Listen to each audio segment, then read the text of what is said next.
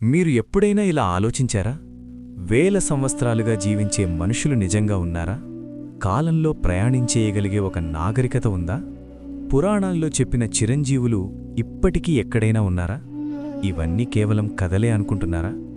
అయితే ఈ వీడియో చివరి వరకు చూడండి, ఎందుకంటే ఇప్పుడు మనం మాట్లాడుకోబోయేది శంబాలా అనే ఒక రహస్య నగరం గురించి.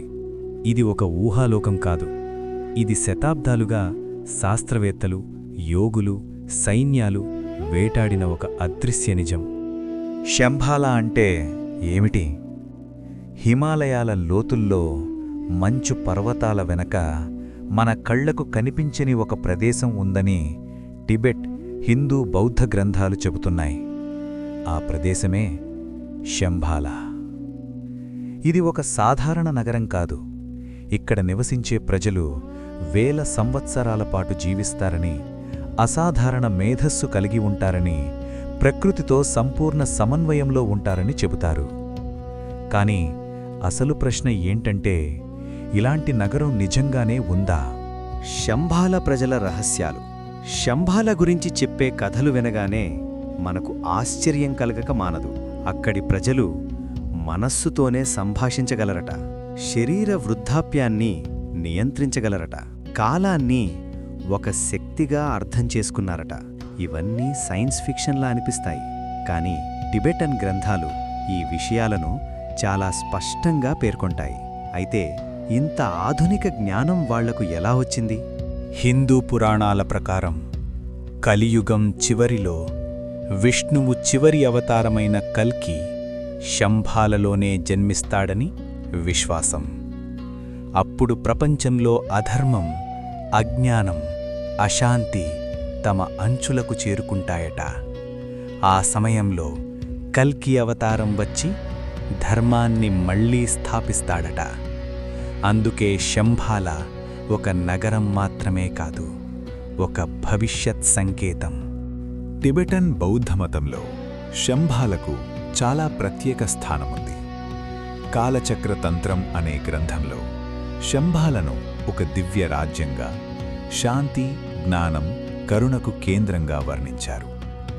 ఈ గ్రంథాల ప్రకారం భవిష్యత్తులో ఒక శంబాల రాజు ప్రపంచాన్ని అంధకారం నుంచి బయటకు తీస్తాడట.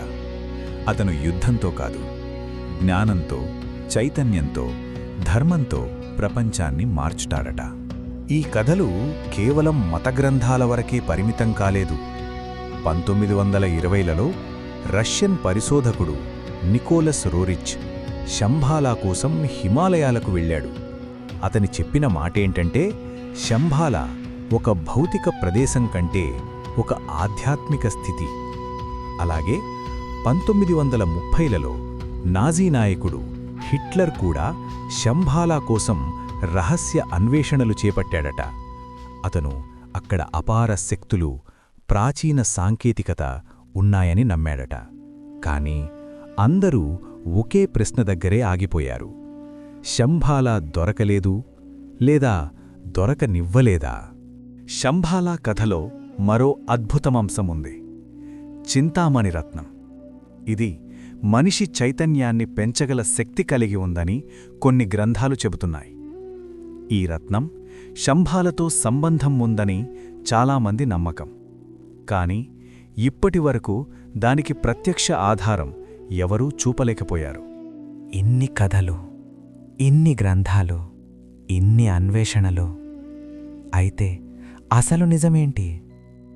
శంబాలా నిజంగా ఉందా, లేక అది మనిషి ఆధ్యాత్మిక లక్ష్యానికి ప్రతీకమా? మనిషి శుద్ధ హృదయంతో వెతికితే దాని దారులు తానే తెరుచుకుంటాయా? మీ అభిప్రాయమేమిటి? కమెంట్స్లో తప్పకుండా చెప్పండి. ఈ వీడియో నచ్చితే లైక్ చేయండి, షేర్ చేయండి. ఇంకా ఇలాంటి రహస్య కథల కోసం మన ఛానల్ని సబ్స్క్రైబ్ చేయండి.